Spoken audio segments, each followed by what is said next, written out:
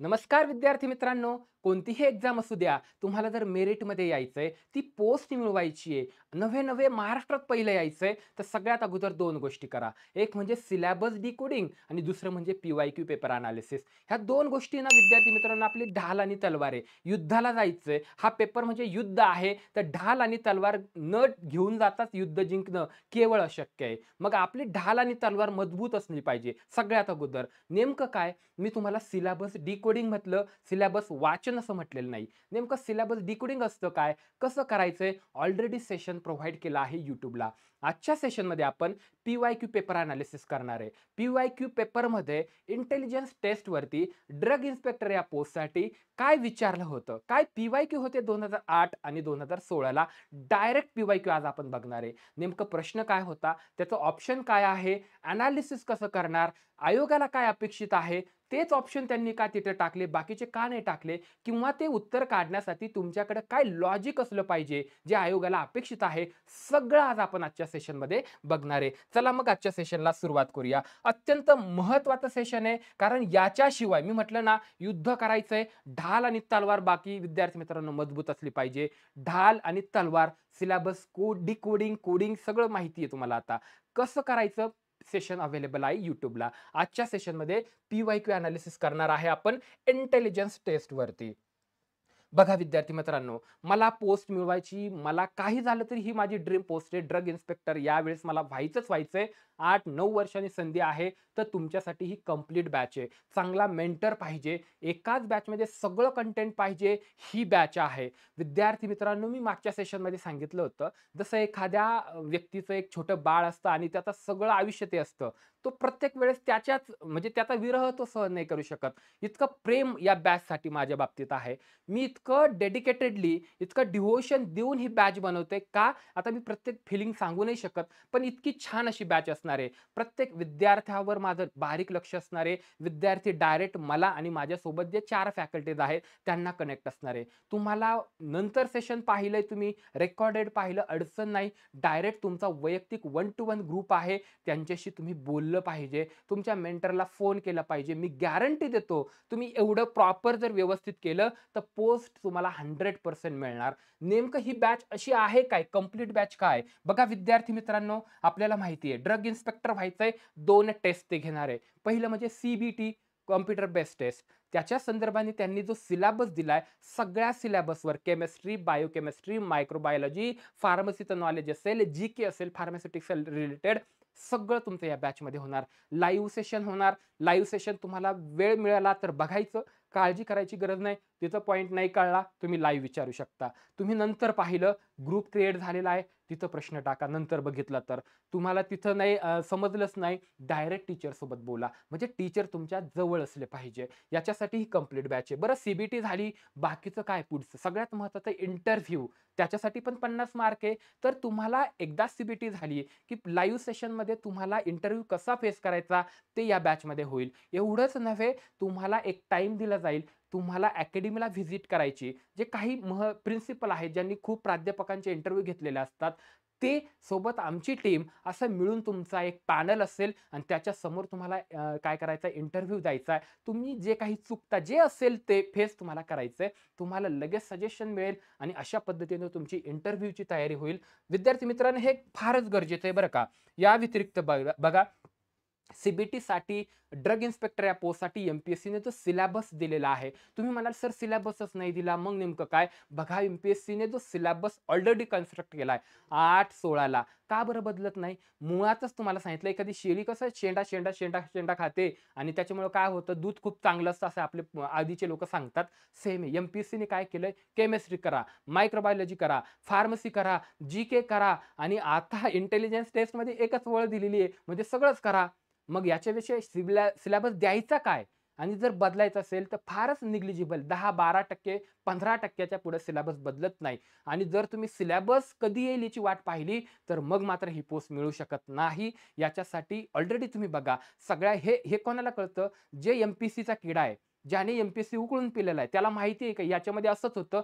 त्याच लोकांनी बघा, ह्याच नाही कोणतीही अकॅडमी बघा, सगळ्यांनी सिलेबस स्टार्ट केला. कारण ऑलरेडी माहिती आहे एमपीएससी परत-परत सिलेबस बदलत बसत नाही. आता इथे बघा, तुम्हाला प्रत्येक जेवढे सीबीटीसाठी नोट्स आहेत, म्हणजे जेवढे टॉपिक सीबीटीसाठी आहेत, सगळ्यांच्या डाउनलोडेबल नोट्स आहे. डाउनलोड करा, डायरेक्ट प्रिंट करू शकता. फक्त शेअर करू नका. का कॉम्पिटिशन वाढवता? तुम्ही एकदा ड्रग इन्स्पेक्टर व्हा आणि मग समाजसेवा करा. या व्यतिरिक्त बघा विद्यार्थी मित्रांनो, जे पी-वाय-क्यू पेपर एनालिसिस असतं, अतिशय महत्त्वाचं आहे. YouTubeला आज आपण सेशन देतोय. याच्यामध्ये प्रत्येक जेवढे टॉपिक आहे त्यांचं एनालिसिस होणार आहे. सगळ्या पेपर 8चा पण, 16चा पण. सोबतच टॉपिक झाला, की अतिसंभाव्य प्रश्नांची तयारी प्रत्येक टीचर करून घेणार आहे. अशा पद्धतीचं शेड्यूल आहे. म्हणजे काय? तर प्रश्न बाहेरचा आलाच नाही पाहिजे. या व्यतिरिक्त विद्यार्थी मित्रांनो, ह्या 2 टप्प्यानंतर हे सगळं झालं, की सगळ्यात शेवटचा टप्पा असतो रंगीत तालीम करणं, डमी टेस्ट देणं सेम सॉफ्टवेअरवर. त्याच पद्धतीचं एमपीएससीचं जसं सॉफ्टवेअर असणार, त्याच पद्धतीच्या सॉफ्टवेअरवर जो लेटेस्ट पॅटर्न असणार, त्याच्या टेस्ट तुम्हाला दिल्या जाईल. त्याच टाईममध्ये एमपीएससीचा पेपर ज्या टायमिंगला असेल, त्याच टायमिंगला सुद्धा टेस्ट घेतल्या जाणार आहे. अशी कंप्लीट बॅच विद्यार्थी मित्रांनो इथे आहे.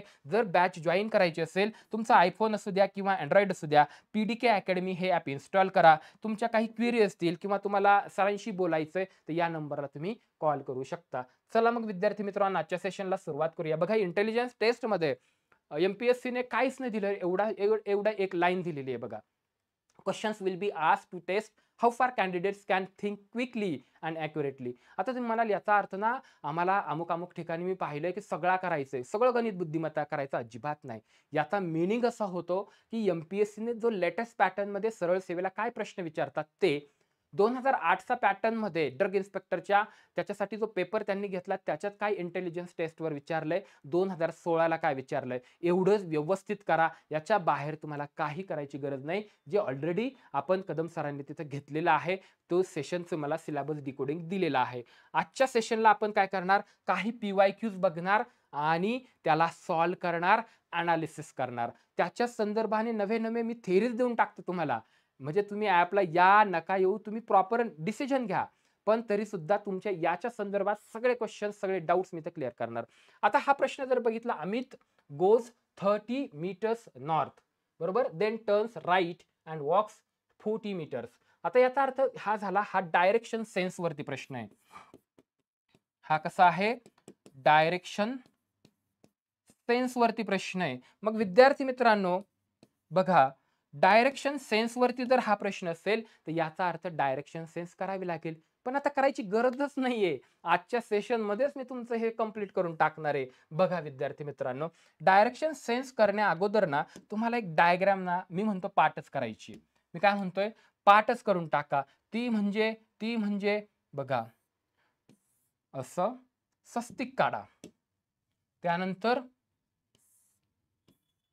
असं. देन काय करायचंय? तुम्हाला डायरेक्शन माहिती पाहिजे. पूर्व, पश्चिम, दक्षिण, उत्तर, आग्नेय, वायव्य, नैऋत्य, ईशान्य इंग्लिशमध्ये.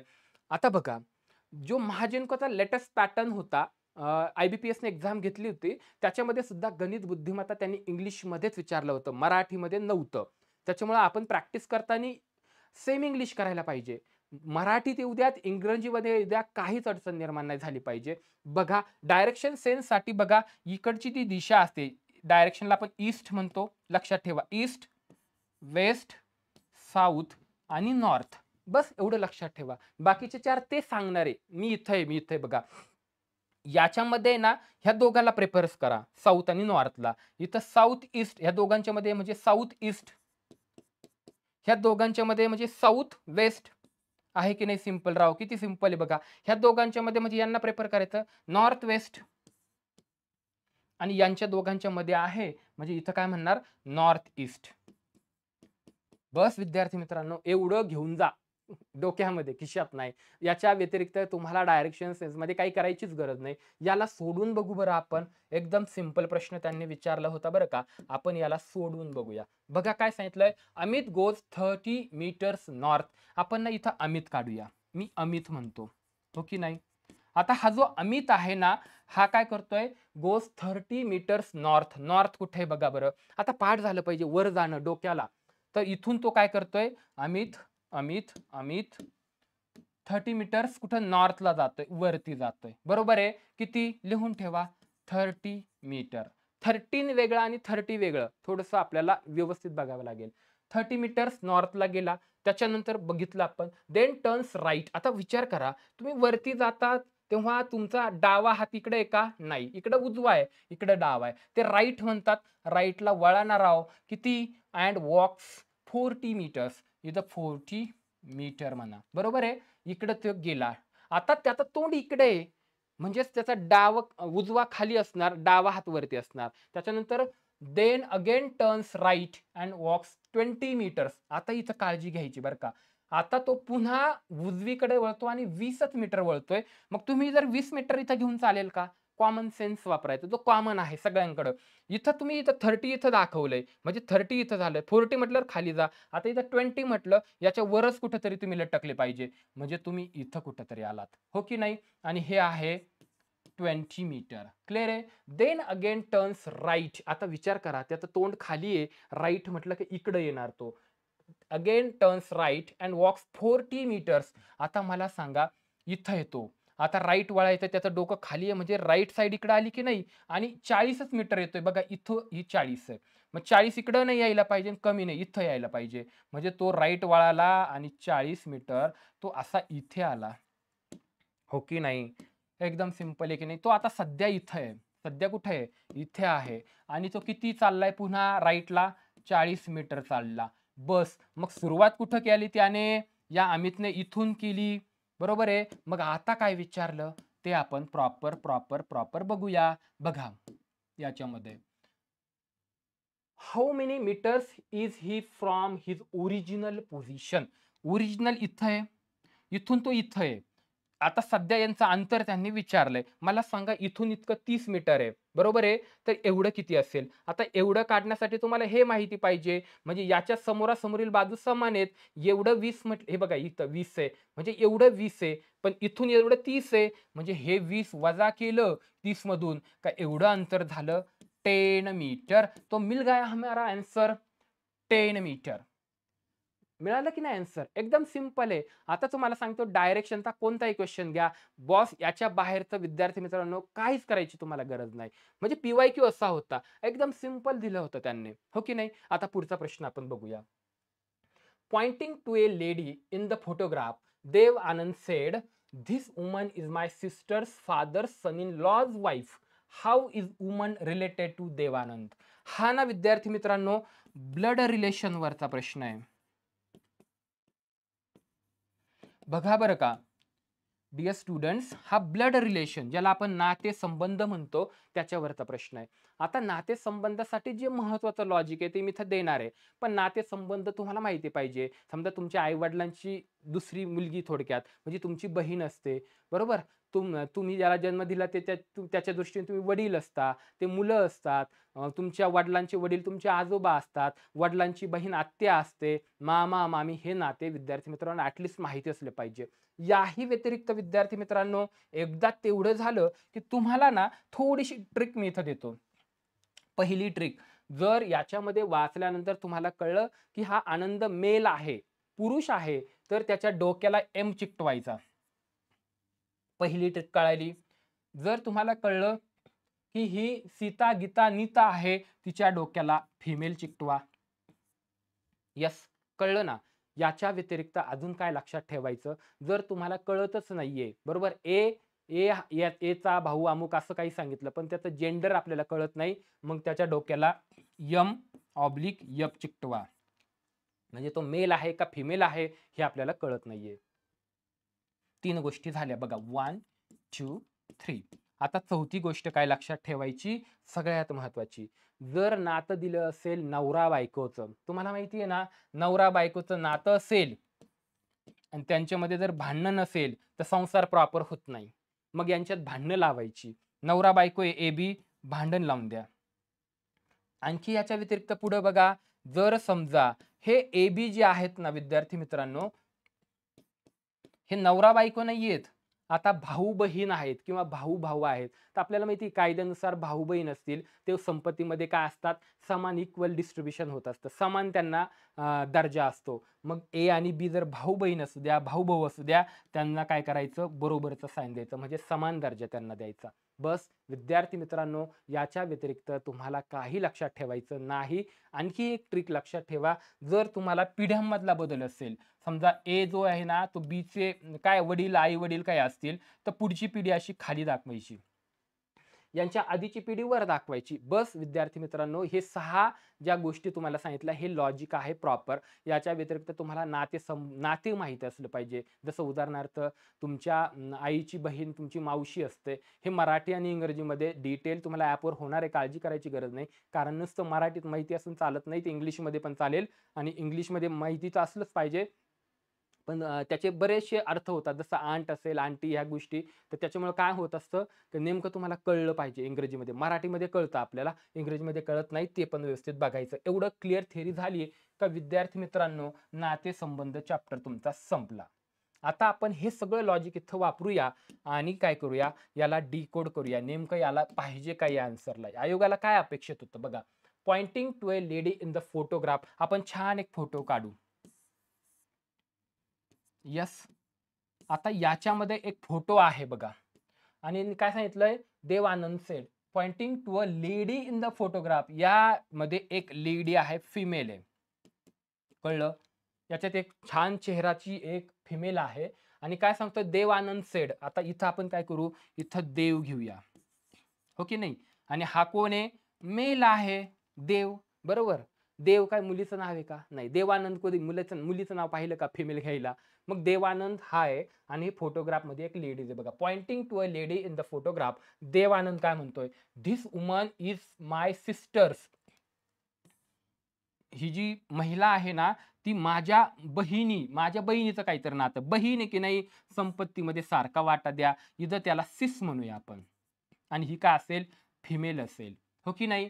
Sisters, fathers. या सिस्टरचे फादर. मला सांगा, माझ्या बहिणीचे वडील माझे पण वडील असेल की नाही? मग तुम्ही असं करा. इथं आपण काय म्हणूया, हे आहेत फादर. आता तुम्हाला विद्यार्थी मित्रांनो सांगू, हा क्वेश्चन फक्त 30 सेकंदात सुटतो. पण तुम्हाला जर मी 30 सेकंदात सोडून पुढे गेलो, तर लॉजिक डेव्हलप होणार नाही, थेअरी कळणार नाही, म्हणून मी स्लोली घेतोय. आता हे फादर आहेत. फादर म्हटल्यानंतर मेल असेल की नाही? लिहा ना मग मेल. आणि आता बघा, याच्या बहिणीचे वडील म्हणजे याचे पण वडील झाले. आता तुम्ही इथं जनरेशन दाखवू शकता, बरोबर? पुढची पिढी दाखवू शकता. काय सांगितलंय? This woman is my sister's father's son in law's wife. आता यांच्या जावयाची बायको आहे ती. मला सांगा, पोरगी दिल्याशिवाय होईल का? मग जावयाची बायको म्हटल्यावर जावयाची बायको म्हणजे पोरगी होणार आहे. पण ही पोरगी म्हटलं तर पण हे देवानंद ह्या फोटोला म्हणून राहिलाय. म्हणजे हिचं लग्न लावून द्यावं लागेल आपल्याला. हिचं लग्न काय करू? एक हजबंडला, हबीला देऊ ती कोणाला तरी. ही काय करू?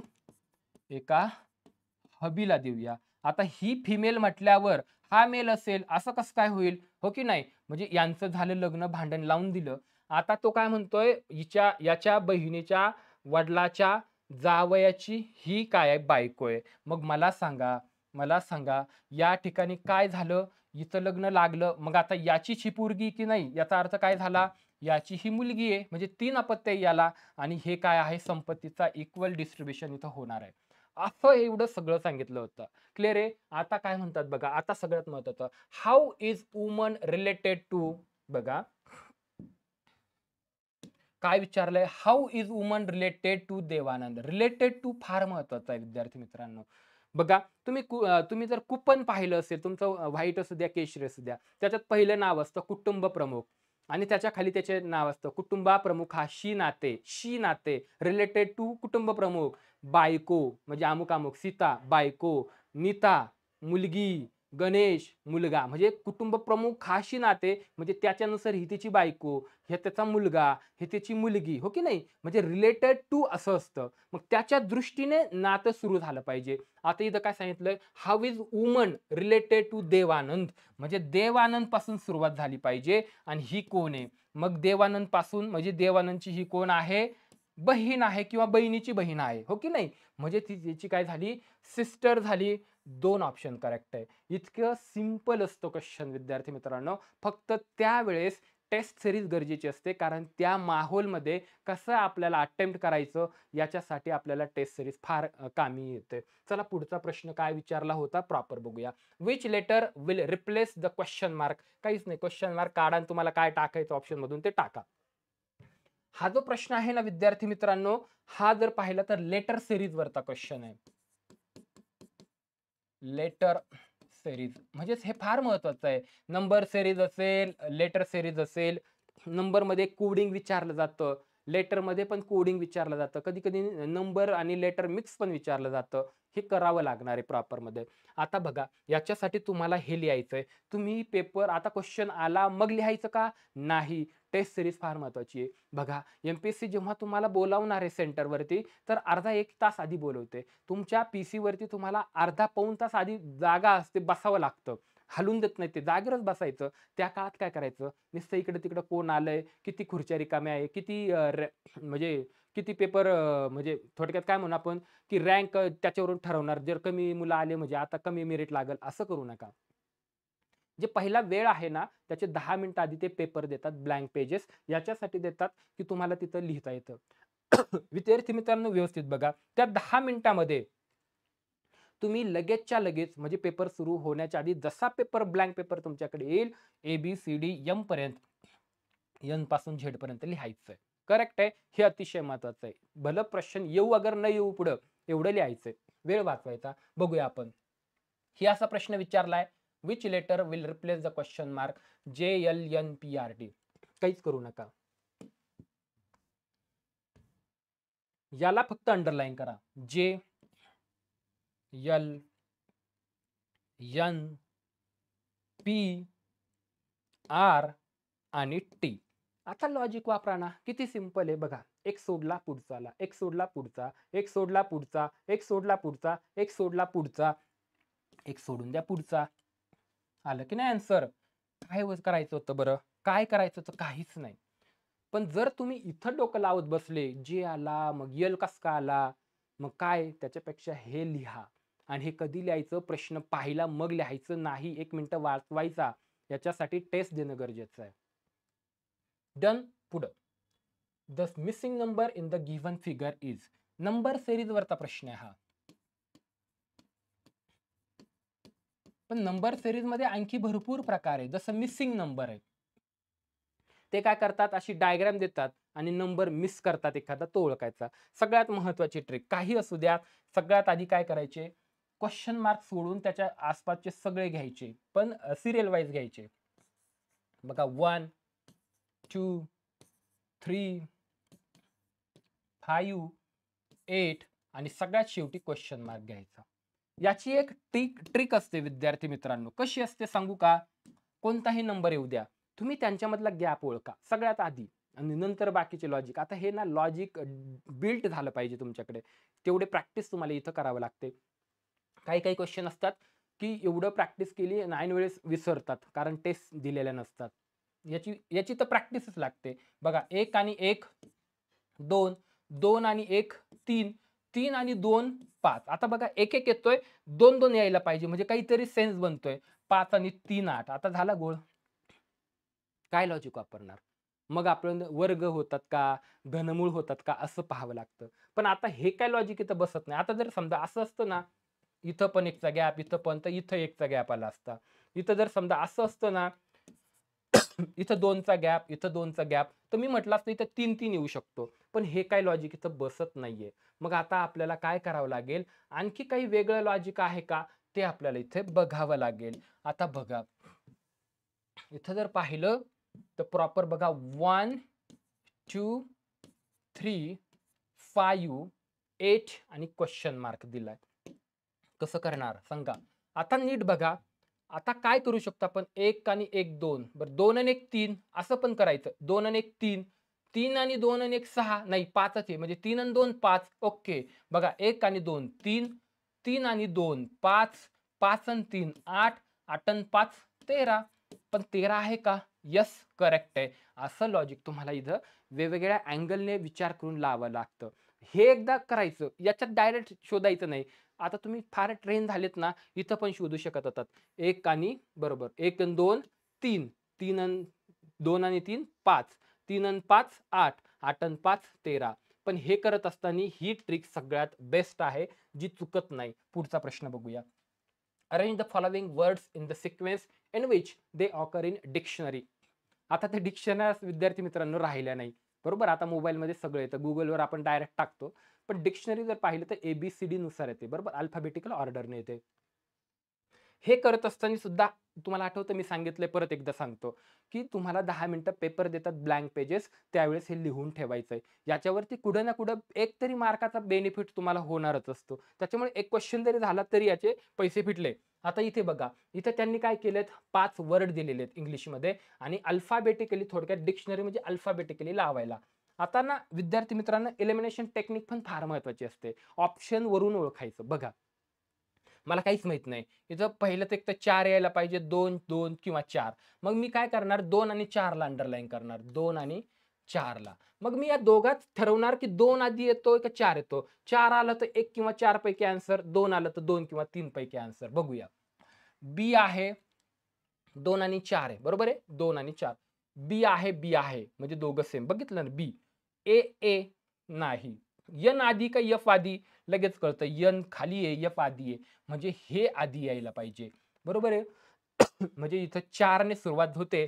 मग तुम्ही 2 मारूच नका, 3 मारू नका. 50% चान्सेस वाढले तुमचे. 1 मारून या, नाही तर 4 मारून या. काहीच अडचण नाही. बरोबर आहे? 1 मारा नाही तर 4 मारा. 50% चान्सेस आहे तुमचे. सोडा. आणखी काय करणार? तुम्ही आता इथं बघा, 1 मारू का 4? इथं 4 आहे, इथं 2 आहे, इथं 3 आहे. आता तुम्हीला खरं सांगू, तुम्ही काय केलं असतं, इथं नंबर देत बसले असते. बी, बी, बी, बी 1 नंबरला हा. परत आर, आर, आर 2 नंबरला हा. अमुक, अमुक हा 1, हा 1, हा मग 3, मग हा 4. का करायचंय? इथं तुम्हाला 2 पहिल्याच ह्याच्यात कट झाले. इथे बघा 4, 2, 3 इथं नाही. आता 5 आधी का 1 आधी? एवढंच बघा. मग 5 आणि 1 मध्ये कंपेअर करू आपण. बघा बी, बी, आर, आर. ओ आधी का आय आधी? इथं पाहिलं तर लक्षात येतं आय आधी आहे. म्हणजे 5 आधी आला पाहिजे बघा इथे. म्हणजे फर्स्ट ऑप्शन काय आहे? करेक्ट आहे. लॉजिक वापरणं, लॉजिक असलंच पाहिजे. सोबतच तुम्हाला एलिमिनेशन कसं करायचं, करेक्ट आन्सर कसं आणायचं, हे देखील माहिती असलं पाहिजे विद्यार्थी मित्रांनो. तर यानंतर पुढे आपण कंटिन्यू करत आहोत. आपले जे सर आहेत, प्रॉपर त्यांचा हातखंडा आहे. गेले 4 वर्षांपासून ते फक्त गणित बुद्धिमत्तेवरच सगळ्या गोष्टी करतात. डिटेल त्यांचं नवीन बुक देखील आता लवकरच पब्लिश होणार आहेत. ते आपल्याला आता कंटिन्यू करतील पुढचे जे PYQs आहेत ते.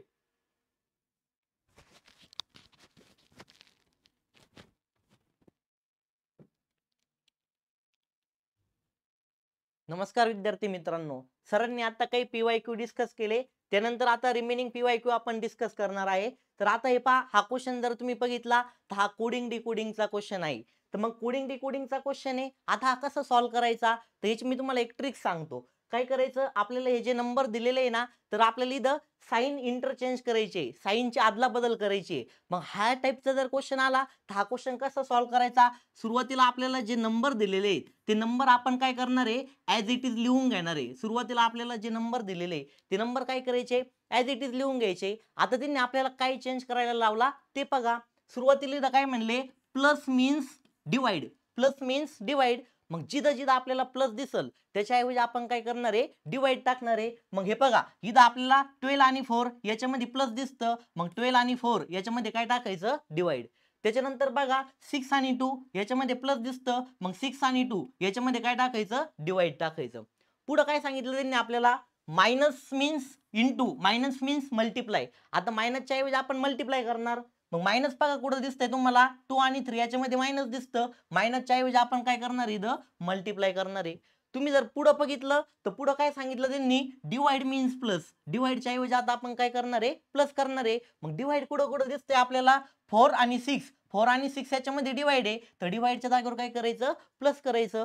तुम्ही जर नेक्स्ट बघितलं तर नेक्स्ट काय म्हणले, ते इथं म्हणले इंटू च्या जागेवर काय करायचं, मायनस करायचं. मग पहा बरं, इथं इंटू कुठं दिसतं, मल्टिप्लिकेशन कुठं दिसतं, इथं याच्याऐवजी काय करायचं, मायनस. आता आपण काय केले, साइन इंटरचेंज करून घेतले. याच्यानंतर आता आपल्याला काय करायचंय, सिम्प्लिफिकेशन यूज करायचंय. मग सिम्प्लिफिकेशन मध्ये आपण काय करतो, बॉड मास रूल यूज करतो. कोणता रूल यूज करतो, बॉड मास.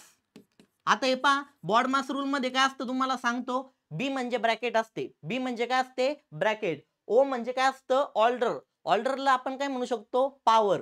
त्याच्यानंतर इथं काय दिलेलं आहे आपल्याला डी, डी म्हणजे काय डिव्हिजन. त्याच्यानंतर काय आहे एम, एम म्हणजे मल्टिप्लिकेशन. त्याच्यानंतर ए, ए म्हणजे काय ऍडिशन आणि एस म्हणजे काय सबट्रॅक्शन. तर मग आपण ह्या सिक्वेन्सनी ऑपरेशन फॉलो करणार आहे. सुरुवातीला ब्रॅकेट दिला असेल तर ब्रॅकेट सॉल्व्ह करून घ्यायचा. त्याच्यानंतर ऑर्डर म्हणजे कुठं पॉवर दिसत असेल तुम्हाला तर पॉवरची टर्म सॉल्व्ह करून घ्यायची सगळ्यात. त्याच्यानंतर काय करायचं डिव्हिजन करायचं, त्याच्यानंतर मल्टिप्लिकेशन करायचं, नंतर ऍडिशन करायची आणि नंतर काय करायची सबट्रॅक्शन करायची. मग आपण जर इथं बॉड मास रूल यूज केला तर आपल्याला कुठं ब्रॅकेट दिसतोय का दिलेल्या एक्सप्रेशन मध्ये नाही. त्याच्यानंतर ऑर्डर म्हणजे पॉवर दिसतोय का कुठं नाही. नंतर काय दिसतं डिव्हिजन. तुम्ही जर बघितलं ते पहा इथे एक डिव्हिजनची टर्म आहे आणि इथे एक कोणती टर्म आहे डिव्हिजनची टर्म आहे. मग आपण काय करणार 36 ला एज इट इज लिहिणार, या मायनसला एज इट इज लिहिणार आणि या 12 ला जर 4 ने डिवाइड केलं किती आले इथं 3 आले. इथं कोणतं साइन आहे प्लस. आता बघा 6 ला जर 2 ने डिवाइड केलं किती आले 3 आले आणि इनटू इथं परत किती आपले 3 आहे. मग आपण डिव्हिजन केलं, डिव्हिजन नंतर काय दिसतं तुम्हाला मल्टिप्लिकेशन. आता बघा बरं दिलेल्या एक्सप्रेशन मध्ये मल्टिप्लिकेशन कुठे आहे इथं मल्टिप्लिकेशन आहे. मग हे बघा हे 3 into 3 किती झाले 9 झाले. त्याच्यानंतर आता हे राहिलेलं टर्म आपण ऍज इट इज लिहून घेणार 36 - 3. आता त्याच्यानंतर काय दिलेलं आहे ऍडिशन दिलेली आहे. मग आपण काय करू शकतो ऍडिशन करायची. मग ऍडिशन मध्ये बघा आता एका नंबरला प्लसचं साइन आहे एका नंबरला मायनसचं साइन आहे. डिफरंट साइन असलं तर आपण याची काय करतो सबट्रॅक्शन करतो. मग याची जर सबट्रॅक्शन केली तर याची सबट्रॅक्शन किती येते 6 येते आणि आलेल्या उत्तराला मोठ्या संख्येत चिन्ह द्यायचं. मोठी संख्या नाही त्याला प्लसचं साइन आहे मग इथं प्लसचं साइन द्या आणि त्याच्यानंतर इथं किती दिलेलं आहे 36 दिलेले. मग 36 मध्ये जर 6 ऍड केले तर आपला आन्सर किती आलं 42. 42 म्हणजे कोणता ऑप्शन करेक्ट आला आपला थर्ड नंबरचा ऑप्शन करेक्ट आला. त्यानंतर बघा पुढचा क्वेश्चन कसा सॉल्व्ह करायचा आपण बघूयात. आता पुढच्या क्वेश्चन मध्ये काय दिले हा क्वेश्चन आपला कशावरचा आहे हा क्वेश्चन आपला कशावरचा आहे हा क्वेश्चन आपला डिजिट वर दिलेला आहे. आता इथं आपल्याला डिजिट आहे तिथं क्वेश्चन मध्ये काय सांगितलं ते एकदा व्यवस्थित आपण रीड करून घेऊ. How many 6 are there in the following series of numbers which are preceded by 7. म्हणजे आपल्याला काय म्हणले ते 6 च्या अगोदर कोण पाहिजे 7 पाहिजे. मग 6 च्या अगोदर जर 7 म्हणलं तर किती नंबर तयार झाला 76. मग आपण बघू इथं 76 कुठं कुठं दिसते 76 हे पहा इथं एक 76 आहे. त्याच्यानंतर अजून कुठं दिसते 76 हे बघा इथं एक 76 आहे. त्यानंतर आणखी कुठं आहे इथं एक 76 आहे आणि इथं एक काय आहे 76. आपण इथपर्यंत आलो होतो. त्याच्यानंतर पुढे काय म्हणले but not immediately follow by 9. पण त्याच्यानंतर 9 नकोय. मग इथं जर बघितलं तर याच्यानंतर 9 आहे का नाही. मग आपण याला काउंट करू शकतोय. इथं बघितलं याच्यानंतर 9 आहे का नाही. मग आपण याला काउंट करू शकतोय. इथं बघा याच्यानंतर 9 आहे म्हणजे आपण याला काउंट करू शकत नाही. त्याच्यानंतर इथं बघा याच्यानंतर 9 आहे का नाही. मग आपण याला काउंट करू शकतोय. मग असे किती 6 आहे का त्याच्या अगोदर 7 आहे परंतु नंतर 9 नाही. मग असे किती 6 आहे टोटल 3 6 आहे. मग आपलं ऑप्शन कोणतं आलं option number 3 is the correct. समजलंय का तुम्हाला इथं काय लॉजिक वापरायचं ठीक आहे. आता आपण काय करू पुढचा क्वेश्चन बघू. पुढचा क्वेश्चन हा डायरेक्शनवरचा आहे. ऑलरेडी सरांनी तुम्हाला डायरेक्शन एक्सप्लेन केलेलं आहे. डायरेक्शन मध्ये तुम्हाला सांगितलेलं आहे वरती कोण असतं नॉर्थ असतं, खाली कोण असतं वरती नॉर्थ असतं, खाली कोण असतं साऊथ असतं, इकडच्या साईडला कोण असतं ईस्ट असतं आणि इकडच्या साईडला कोण असतं वेस्ट. सरांनी ऑलरेडी तुम्हाला एक्सप्लेन केलेलं आहे. आता आपण क्वेश्चन बघू. क्वेश्चन मध्ये काय म्हणले ए गोज 4 किलोमीटर साऊथ. आता आपण इथं ए ची इनिशियल कंडिशन लोकेशन घेऊ. ए ची काय घ्यायची initial location. A goes 4 kilometre south. आता साऊथला गेला साऊथ कुठं आहे खाली म्हणजे खाली गेला किती किलोमीटर गेला तो 4 किलोमीटर गेला. किती दिलं 4 किलोमीटर दिलं. त्याच्यानंतर बघा पुढे काय म्हणले त्याच्यानंतर काय म्हणले देन 8 किलोमीटर वेस्ट. आता साऊथला गेला साऊथ नंतर कुठे गेला म्हणले वेस्टला. वेस्टला म्हणजे इकडे गेला पण किती इकडे गेला म्हणले ते 8 किलोमीटर. मग आपण इथं काय लिहिणार आहे 8 किलोमीटर वेस्टला गेला. पुढे पहा बरं काय म्हणले ते 6 किलोमीटर नॉर्थ.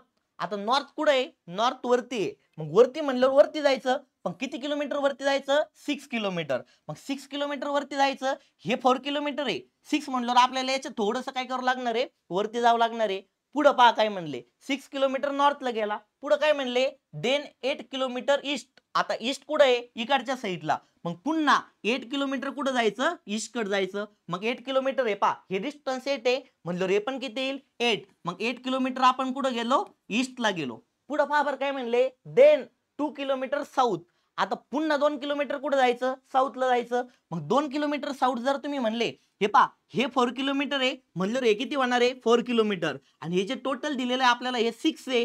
टोटल जर 6 असलं तर हे किती होणार आहे 2. मग 2 किलोमीटर आपल्याला कुठे जायला लावलं, साऊथला. म्हणजे हे झाले आपले किती किलोमीटर, 2 किलोमीटर.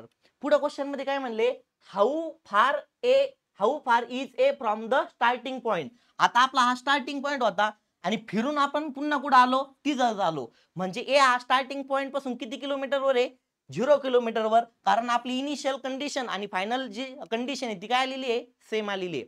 चला आता आपण पुढचा क्वेश्चन बघू. हा क्वेश्चन कशावरचा आहे, हा क्वेश्चन कशावरचा आहे बघा. इथं आपल्याला रॉंग टर्म फाइंड आउट करायला लावलेली. काय करायला लावलेली आहे, रॉंग टर्म फाइंड आउट करायची. मग कशी फाइंड आउट करणार आपण, आपल्याला ह्याच्यात टर्म्स दिलेल्या आहे, ह्याच्यामध्ये काहीतरी रिलेशन असणार आहे आणि एक जी टर्म आहे ती ते रिलेशन सॅटिस्फाय नाही करणार. मग ती कोणती टर्म झाली आपल्यासाठी, रॉंग टर्म झाली. आता आपण जर याला व्यवस्थित ऑब्झर्व केलं तर इथं जर आपण ऍडिशन करून बघितली तर एकमेकांना सॅटिस्फाय नाही करत आहे. त्याच्यानंतर बघा आपण यांचं मल्टिप्लिकेशन करून बघू. ह्या 2 ना जर 5 ला मल्टिप्लाय केलं तर किती झाले 10. हे बघा 2 × 5 किती झाले 10. त्याच्यानंतर बघा 5 ना जर 10 ला मल्टिप्लाय केलं तर किती येते बघू आपण. 5 ना जर 10 ला मल्टिप्लाय केलं किती आले 50. हे बघा इथं 50 आहे. त्याच्यानंतर काय करायचं, या 10 नी 50 ला मल्टिप्लाय करा.